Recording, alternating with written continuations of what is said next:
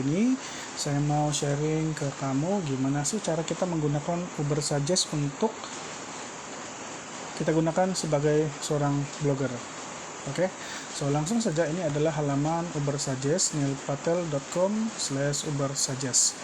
Oke, jadi Uber Suggest ini, tools ini dimiliki oleh si Neil Patel. Oke, jadi ini tampilan yang terbaru ya di 2026. Kalau kita lihat di landing page-nya itu cukup keren ya landing page-nya. Jadi di sini kalian bisa tahu kalian bisa buat predictive analytics, competitor analysis, set audit, content gap dan sebagainya. Dan kerennya juga Uber Suggest ini juga sudah siapin fitur untuk AI keyword research.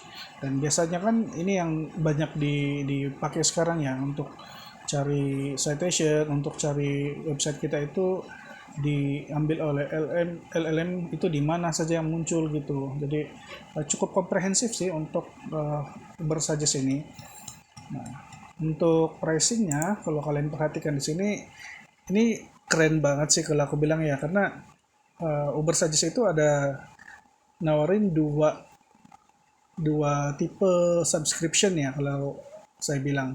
Bulanan dengan lifetime. Lifetime ini kalian pakai selamanya gitu, jadi bayar sekali kalian bisa pakai selamanya. Nah, yang bulanan itu dari $20, ada $12 untuk satu users, dan untuk enterprise itu $40.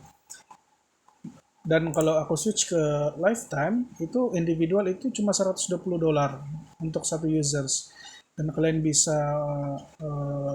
manage untuk satu domain gitu. Tapi kalau misal kalian punya website personal atau blog personal, ini masih dibilang murah sih, dan kalian bisa dapetin lifetime. Jadi ini aku bilang murah banget, murah meriah gitu berbanding tools keyword yang lain gitu. Jadi ya tergantung kalian sih mau pakai yang $12 juga masih terjangkau sih kalau sekarang, kalau aku bilang. Oke, jadi kita langsung aja di sini untuk lihat interface-nya itu kita harus cari sesuatu. Jadi kita cari blogging. Kita search, kita tunggu dan akan ditampilkan. Ini data ini ya. Data daripada Uber saja sendiri. Jadi ini yang gratisan gitu. Oke. Nah, kalau kita lihat di sini misalnya nih kita rubah language ke Indonesian. Location Indonesia. AI search. Oke. Jadi misalnya kalau kalian lihat di sini, ini tampilan interface dari si Uber Suggest itu ada dashboard, AI search, set audit, SEO opportunities, rank tracking, competitor analysis, keyword research, dan juga kawan-kawannya kompetitif. Ya banyak banget sih, hampir sama dengan yang di SEMrush ya. Jadi data yang kalian bisa lihat itu ada di bagian ini, summary,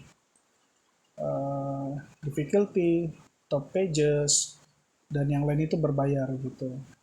Tapi di sini aja pun kalian bisa dapat kok data-data yang cukup dalam juga sih, keyword ideas. Dan kalau kalian masuk ke bagian keyword ideas, ini ini sih tampilannya cukup berubah sih dari beberapa tahun lalu kalau aku perhatiin. Nah, ini bagian keyword ideas ini yang aku selalu gunakan juga. Ya banyak sih data yang aku ambil dari sini juga. Jadi kalian lihat di sini keyword-keywordnya tuh nanti akan disajikan seperti ini, intinya seperti apa. Kalau di SEMrush kan sudah ditampilin gini. Jadi ini kayak kita bisa nge-refresh gitu untuk lihat intinya seperti apa gitu. Jadi ada keyword, ada intent, ada volume, CPC, page difficulty, dan SEO difficulty. Nah, biasanya aku lihat yang di bagian sini aja sih. Kalau yang berbayar tentunya ini lebih banyak data yang kita bisa dapat gitu. Nah, untuk di bagian competitive research itu yang keren sih kalau aku lihat itu ini ya, bagian ini. Coba kita coba satu ya. Ini kok Malaysia terus ya? Kita coba Indonesia.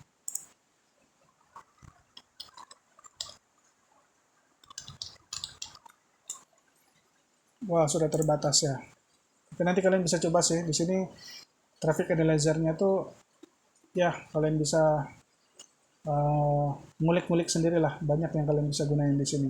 Kalau aku sih biasanya pakai di keyword AI keyword overview, keyword ideas, dan juga di bagian dashboard sih, secara general aja. Oke, jadi terima kasih karena sudah nonton video ini, semoga bermanfaat.